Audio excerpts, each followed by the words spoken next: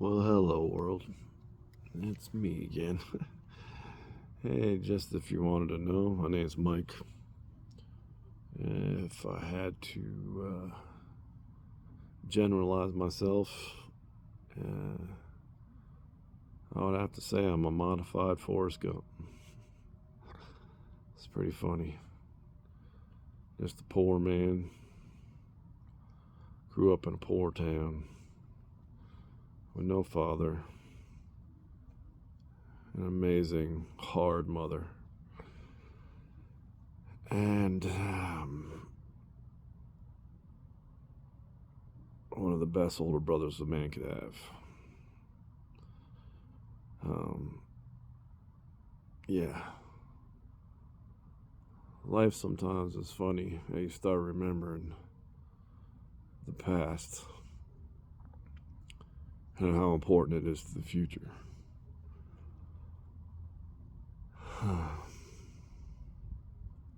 I've done a lot of things in my life, probably more than I ever thought I would. And to tell you the truth, when I was a kid, there was no such thing as the internet. We didn't even get a computer until I was like junior high, and they didn't even know what an internet was. They had the big floppy disks and stuff. It was funny. I remember I was just like, how does this even work? It's just basically what it was just the same type of tape that you'd find in the old cassettes. And I don't even know if anybody knows what cassettes are anymore. I haven't used one since the early 90s. Anyways. So yeah, it was like, I didn't grow up with any of that thing. I never even I remember watching war games when I was young, and it was just this massive computer, and it was just like, it was going to take over the world. It was basically thinking it was playing a game that it knew it couldn't win. And the government had tied it into its mainframe. So it was like the early version of what AI is now. The only thing is, it's much more advanced, and they really are. Everything's plugged into AI. Right now, this is because of the internet. Everything can learn at a crazy rate because you have endless amount of information at the tips of your finger. Man, I remember, it's probably why I was never good in school, but the Dewey Decimal System and all that. Are you kidding me? Excuse my language. Fuck Dewey. Anyways, yeah, so getting back to what I was talking about, it's crazy. I grew up and I left New York. Not New York City. Sorry to say, people, but most of New York is all rural kind of farmland. Some cities spread out here and there, but nothing like New York City. I mean, I lived in the mountains, had horses, raised pigs, chickens. I mean, everything. The farthest place I had ever been to was when we drove upstate every year, up in St. Lawrence in upstate New York, or like really upstate, like right on the border. Cross a bridge and you're in Canada. And then cross another bridge and you're actually in Canada, because I think the Thousand Island Bridge crosses over onto an island, and then onto the mainland, or the actual Canadian mainland. Sorry, I call it mainland. Yeah, so that was it. Like, that was my big travel thing, And I was big into movies, And the funny thing is my mom was like the only person to have ever left my hometown when I was younger, because she was in the military, and ended up getting out after my brother was born. And then, of course, oh, wonderful me. And that's what I mean by a modified Forrest Gump. So, because I had an older brother that was basically like everybody else's older brother, always picking on me, but always making sure that I was always with him. You know, he had to drag me everywhere up until high school. Well, even then, I was always following him around anyways. But so yeah, that's my modified version, the modified part of the modified Forrest Gump. And the other modification on that is, most of my life people have called me special. Yeah, special is the word for it. And then most of my life I've been told by all my teachers and jokingly from family and friends that I'm fucking stupid and just a dumb redneck. Then I went in the military and traveled so many different places and just soaked up everything. So my mom always said, get everything you can out of the military. And I got a lot. I got enough for like 6 lifetimes. That's why I always kind of laugh also that when people ask how old I am, I'm like, well, I'm going to be 48 this year. And they're like, oh, you look much younger. I said, yeah, but technically I'm like 65, 70 because I lived a hard life. And yeah, so like pretty much up until, you know what, I still consider myself kind of, for lack of a better word, and I grew up in the 70s, the 80s, and the 90s, man. Everybody used retard. And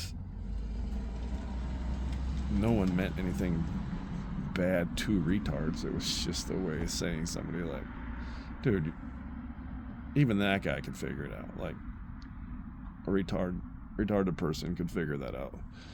Or what they have to call it now. It used to be okay to call them retarded.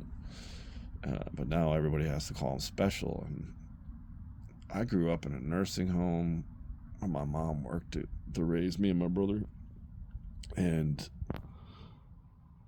yeah, none of those people in that place, and there was a bunch of retarded over.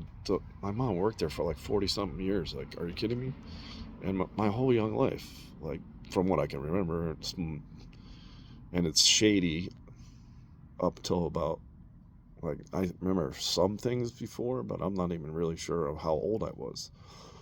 But up until about the age of 5, that's where my life kind of started. I started school, you know, because I didn't know any better up until then. And literally I was just in my own little world of confusion, and I don't remember well. Save that for another story. Anyways, I've always believed that I'm not worthy of a degree or anything like that, or even, you know, even anyone telling me that I was smart or at their level, because I've always been looked down on, not by everyone, because clearly there's I have some mental and physical superiority over a lot of people, because I'm 6'5", 275. I don't know, 12% body fat. You know, like, yeah, I was a highly qualified special operator in the military. It's, man. So yeah, still to this day, I'm not worthy of calling myself smart. So That's the other one, that I don't have mental retardation. Or I don't even know if Forrest Gump even had that. If I was to classify him as somebody, I know a lot of people like that back home that are they're just pretty slow. And I know they call it now, there's like all this huge spectrum of autism, but I mean, true autism is a pretty amazing thing in on itself, even though an it's a deformity of the brain that doesn't allow them to operate the same way we do. But normally, it also produces the gene where they usually are like savants at something, or like super geniuses, like, but not an overall genius, like that's why I mean savant. Like, there's just certain things, it's usually music and mathematics, and to anybody that's a retard, music and math go hand in hand. It's all numbers and timing and pitch, and I mean, music is that. Music is math, like, and math is music. Like, that's why some people, like that guy in that movie from The Beautiful Mind, that famous mathematician. He had chaos theory math. It's just like how random things can actually have a mathematical equation, and they ended up using it in a, a lot of ways to figure out financial stuff in weird markets. I don't know the whole story. Regardless, I'm just saying that that's what I would have classified Forrest Gump as.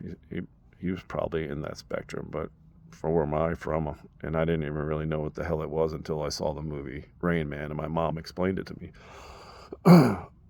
So, like, I saw people like that when I was younger, both severely handicapped and, on the other side, quite high functioning, but very routine, and like they couldn't get out of that routine.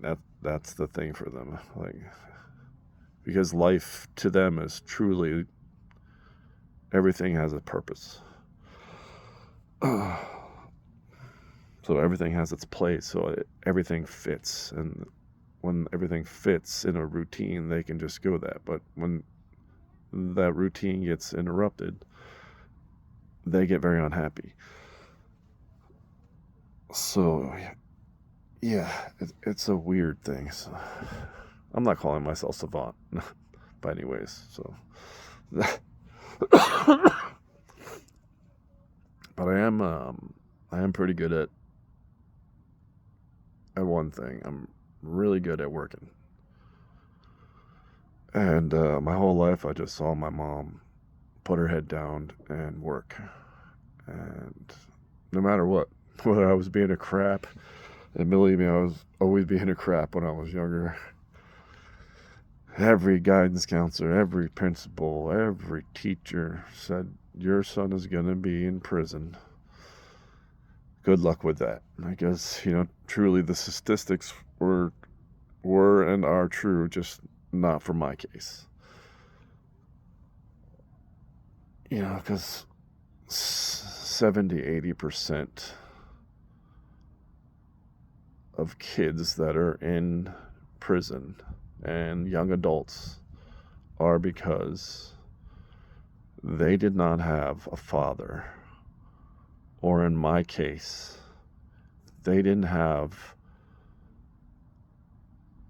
a really good family unit from my mother's side. Of her 8 brothers and sisters, just everybody like, I was the only one in my town, the only one I knew, the only one that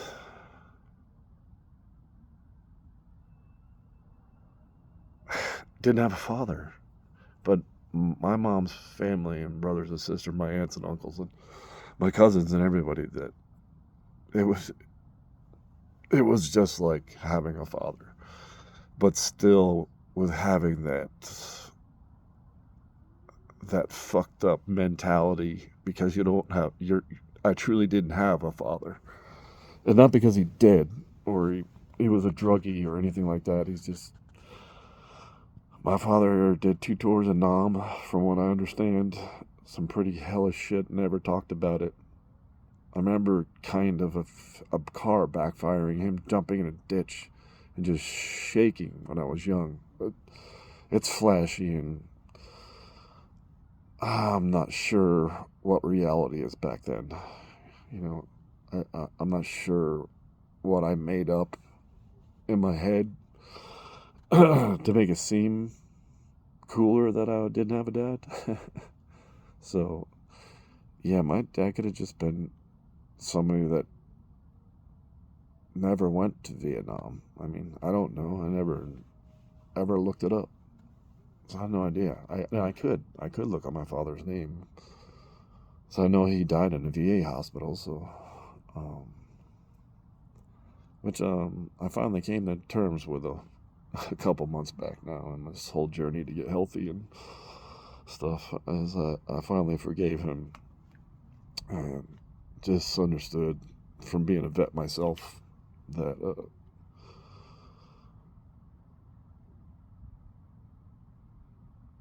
4 tours in Iraq and 2 in Afghanistan, and I helped build the prison and also operated inside the prison down in Cuba. Worked with the CIA, FBI. There isn't any part of the Navy that I haven't worked with, and I'm talking all the spec op guys. I actually even officially worked for the SEALs, or SOCOM, basically, because we supported it all. So, because it's just the way it was set up. And I've seen a lot of shit. I've done a lot of shit, stuff that I can never forgive myself for, but still have to go on. And I hope that he just couldn't get it. I hope, and I kind of know, because to forgive him, I have to have some sort of hope that he actually was a good person. So, but yeah, that got me thinking and remembering back to when I was a kid, and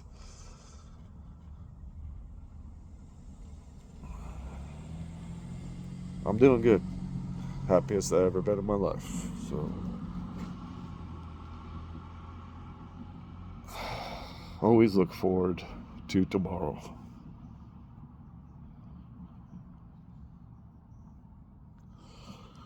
Never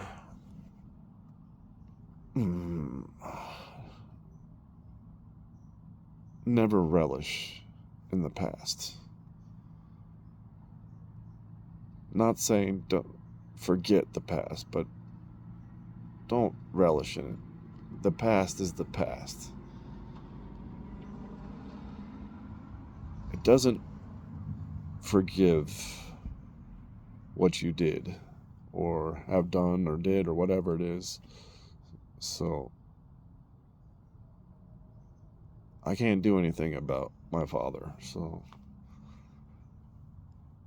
yeah. Stay strong. Hope you enjoy listening to a little bit of my crazy rantings. And try to post something a little bit more upbeat, fucked up positive. How about that? May God bless us all. Good night.